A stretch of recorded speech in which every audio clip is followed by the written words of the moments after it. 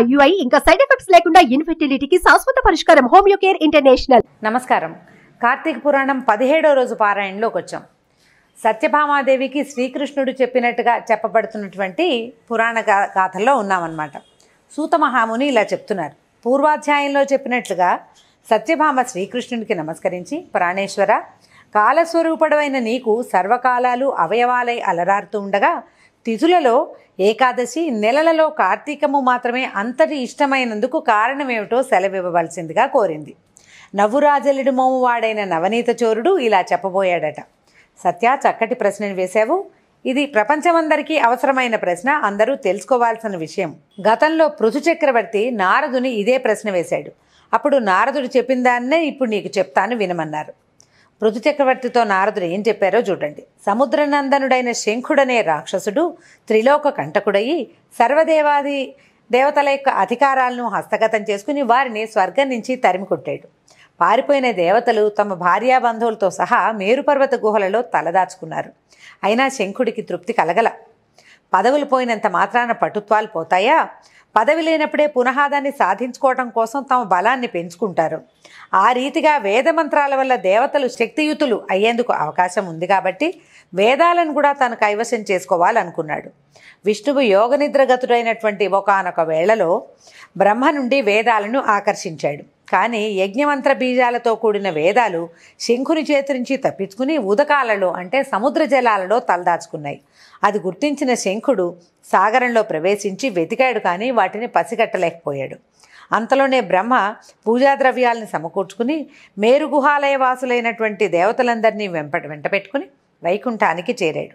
సమస్త దేవతానేకము కలిసి వివిధ నృత్యవాద్య గీత నామస్మరణాదులతోనూ ధూపదీప సుగంధ ద్రవ్యాలతోనూ కోలాహలం చేస్తూ యోగనిద్రాగతుడైనటువంటి శ్రీహరిని మేల్కొల్పే ప్రయత్నం చేశారు. ఎటకేలకు నిద్రలేచినటువంటి శ్రీహరిని షోడచోపచారాలతోటి పూజించి శరణు కోరారు దేవతలు. శరణార్థులైనటువంటి సురపతులను చూసి రమాపతి ఇలా అన్నాడు. మీరు చేసిన సర్వోపచారాలకు సంతోషించిన వాడిని మీ పట్ల వరదున్నవుతున్నాను. ఈ కార్తీక శుద్ధ ఏకాదశి రోజున తెల్లవారుచామున నేను మేల్కొనే వరకు మీరు ఏ విధంగా అయితే సేవించారో అదేవిధంగా ధూపదీప సుగంధ ద్రవ్యాలు నృత్య గీతవాద్యనామ స్మరణాదులతోనూ షోడచోపచారాల పూజలతోనూ కార్తీక శుద్ధ ఏకాదశి ప్రాతర్వేళ నన్ను సేవించే మానవులు నాకు ప్రియులై నా సాన్నిధ్యాన్ని పొందుతారు. వాళ్ళ చేత నాకు ఇవ్వబడినటువంటి అర్ఘ్యపాద్యాదులన్నీ కూడా ఆయా భక్తుల సుఖ సౌఖ్యాలకే కారణమవుతాయి. ఇప్పుడు మంత్రబీజ సమాయుక్తాలైనటువంటి వేదాలు ఉదకగతాలైనట్టే ప్రతి కార్తీక మాసంలో కూడా వేదాలు జలాశయాలై వర్ధిల్లునుగాక.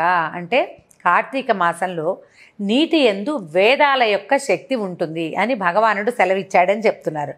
నేను ఇప్పుడే మీనావతారుడిని సముద్ర ప్రవేశం చేసి శంఖుని సంహరించి వేదాలను కాపాడేదనుగాక.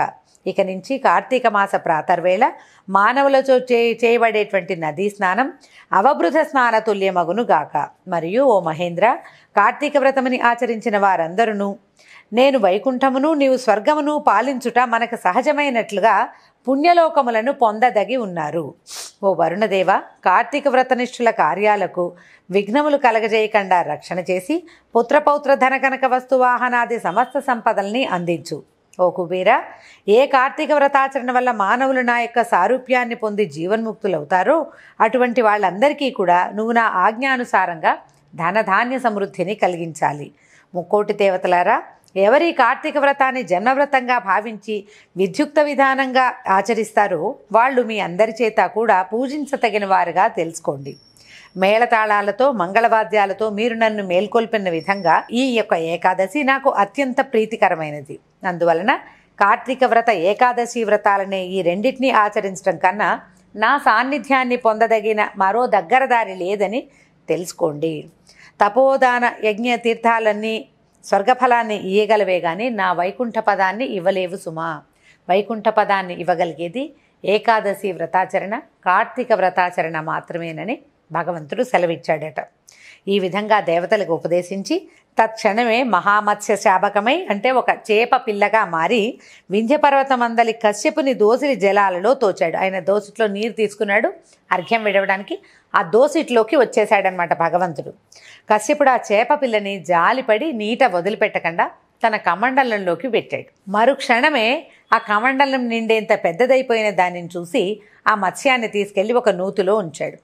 రెప్పపాటులోనే ఆ శబరి శిశువు నూతిని మించి ఎదిగిపోవటం వల్ల కశ్యపుడు దానిని ఒక సరస్సులోనూ తర్వాత ఆ సరస్సుని కూడా అధిగమించటంతో దాన్ని సముద్రంలో వదిలిపెట్టాడు. ఆ మహాసముద్రంలోనే మత్స్యమూర్తి విపరీతంగా పెరిగి శంఖుని వధించి వాడిని తన చేతి శంఖంగా ధరించి బదరీవనానికి చేరి అక్కడ ఎప్పటి వలనే విష్ణు రూపాన్ని వహించి ఋషులందరినీ చూచి, ఓ మునులారా, వేదాలు ఉదకాలలో ప్రవేశించి రహస్యంగా దాక్కుని ఉన్నాయి.